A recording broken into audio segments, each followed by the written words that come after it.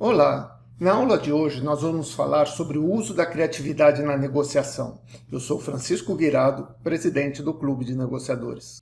A criatividade é o processo de combinar ideias de um modo singular, cujo resultado seja considerado útil, original ou satisfatório.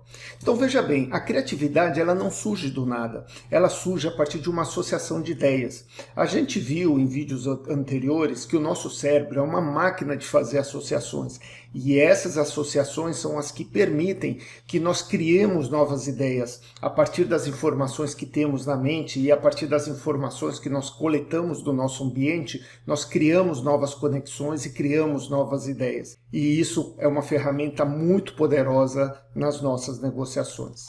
A criatividade passa por diversas etapas. A primeira coisa que eu preciso fazer é definir bem o problema. Isso é muito importante, porque senão nós vamos encontrar soluções para o problema errado, que naturalmente não vão resolver a dificuldade pela qual nós estamos passando. Depois de definir bem o problema, é importante que a gente tenha uma fase de preparação. Um erro comum em brainstorms empresariais é convidar as pessoas, os gestores, convidarem as pessoas para o brainstorming e informar para as pessoas, naquele momento, qual o problema que elas devem resolver. Elas não tiveram tempo de se preparar. O resultado desse brainstorming vai ser pobre. O resultado seria muito melhor se as pessoas divulgassem antes, uma semana antes, divulgassem um problema que querem resolver e deixassem um tempo para que as pessoas pudessem se preparar para a sessão de brainstorming. Depois da preparação, é comum que haja o período de incubação, que é aquele momento que o nosso cérebro trabalha sozinho. Como nós somos uma máquina de realizar associações, nesse momento, sem a gente pensar, o nosso cérebro está trabalhando na solução daquele problema. E isso nos leva à iluminação, é aquele momento que temos a ideia, um insight, nos lugares mais inusitados. Podemos citar Newton, por exemplo, que estava debaixo de uma árvore quando viu caindo a maçã, e ele teve um insight em relação à lei da gravidade. E depois de nós termos a iluminação, nós precisamos validar aquela ideia. Então é muito importante que nós chequemos aquela ideia, os prós e contras, para saber se ela realmente é aplicável. Então, como é que isso se relaciona com a negociação? Então, nós vimos já em vídeos anteriores a negociação distributiva. Nessa negociação, nós negociamos só uma questão. Normalmente, nós damos dinheiro e trocamos por bens ou serviços. Na negociação integrativa, nós temos uma troca entre várias questões. Estamos negociando diversas coisas diferentes e promovemos trocas entre essas coisas. A negociação criativa é diferente. Nós não promovemos troca nesse tipo de negociação. A partir dos interesses, nós tentamos encontrar uma solução que atenda a todos os envolvidos. Isso nos leva à definição de negociação criativa, que a partir de diversos interesses chega-se a uma solução inovadora e original, não percebida inicialmente, capaz de atender a todas as partes envolvidas em uma negociação. Então vamos ver agora os tipos de negociação. Em uma negociação distributiva, nós temos uma questão só. Essa questão normalmente é baseada nas posições, eu quero pagar menos, a outra pessoa quer receber mais, e essas posições elas são sustentadas por interesses. Numa negociação integrativa é diferente. Nós temos mais de uma questão, os interesses eles continuam sendo usados para sustentar as posições ou, eventualmente, para criar uma questão a mais. Mas a dinâmica aqui é a das trocas. Em uma negociação criativa, nós não temos essa troca de questões. A gente procura levantar todos os interesses envolvidos e, a partir desses interesses, encontrar uma solução.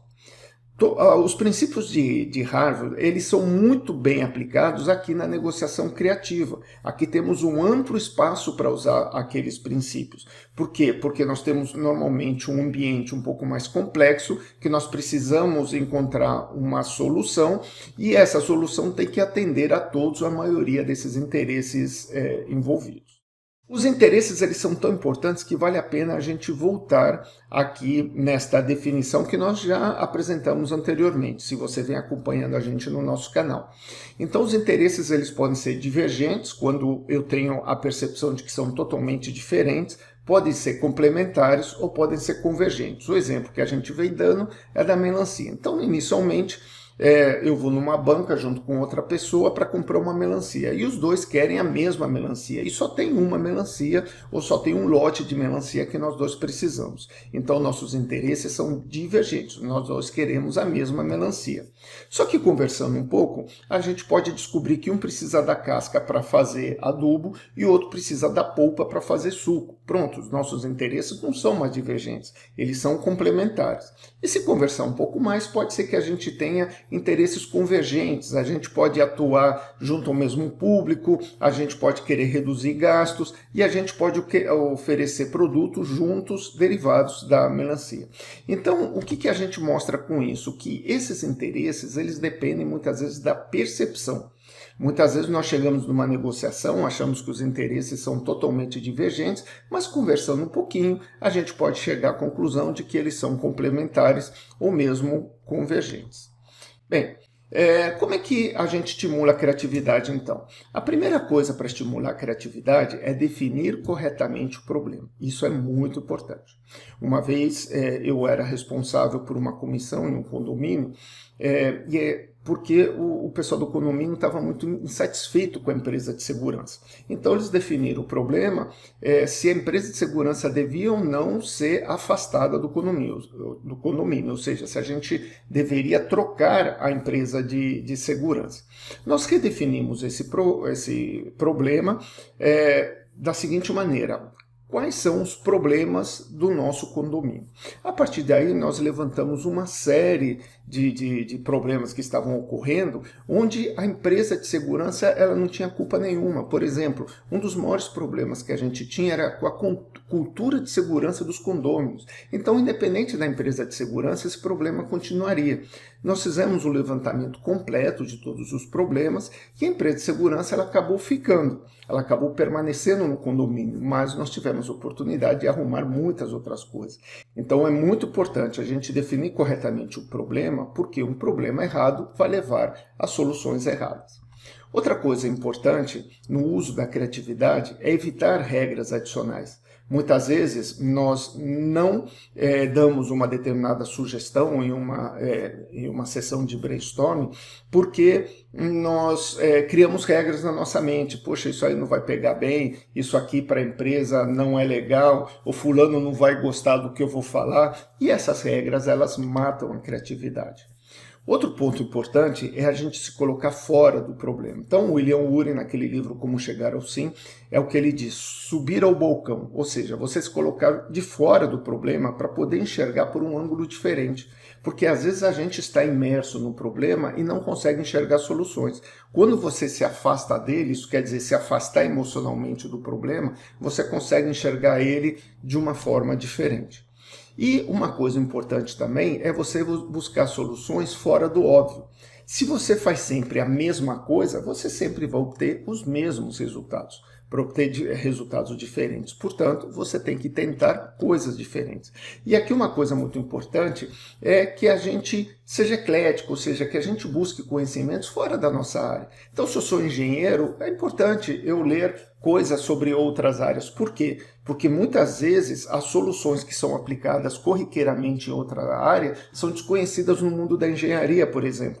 Então, se eu sou uma pessoa que está sempre lendo muitas coisas diferentes, eu posso perceber que uma determinada solução que é dada a uma área cabe na minha. Então, eu importo aquela solução. Eu estou usando a criatividade para resolver um problema.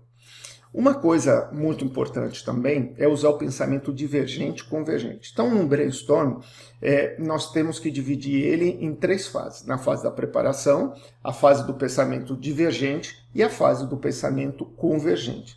Na fase do pensamento divergente, é importante que as pessoas tenham liberdade para sugerir aquilo que vier às suas mentes. Então, elas não podem ser reprimidas com uma careta, não podem ser reprimidas do tipo, isso não, isso já tentamos, tal. Não, toda sugestão é válida. Por quê? Porque nós somos uma máquina de associação. Então, a partir de uma determinada sugestão que uma pessoa dá, outra pessoa pode fazer uma associação com essa ideia e dar uma ideia diferente que pode ser a solução do problema. Então é importante a gente usar esse pensamento divergente sem críticas.